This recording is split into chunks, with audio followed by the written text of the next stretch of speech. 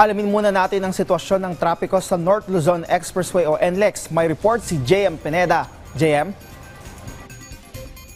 Rod, good news at makakahinga pa ng maluwag ang mga kababayan natin na buwabiyahe o pabiyahe pa lang dito sa North Luzon Expressway o NLEX ngayong huling araw ng linggo dahil maluwag pa rin ang daloy ng trapiko sa kanilang mga tinadaanan o mga dadaanan.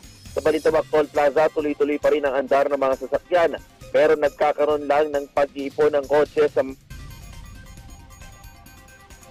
may mismong toll booth pagpiko. Ganyan din ang sitwasyon sa Valenzuela Interchange kung saan parehong linya ay light traffic pa ngayong umaga. Wala pa ring build up ng mga sasakyan sa Mindanao Toll Plaza at makakadaan pa ng maayos ang mga sasakyan.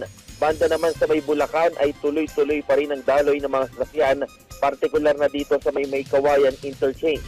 Parehong linya rin sa Bukawi Toll Plaza ang maluwag ang trapiko at wala pang build-up. Sa may San Fernando, Pampanga naman road ay light traffic lamang ang nararanasan ng mga motorista sa magkabilang linya. Samantala, sinilipin natin road yung daloy ng trapiko sa may Commonwealth Avenue rin.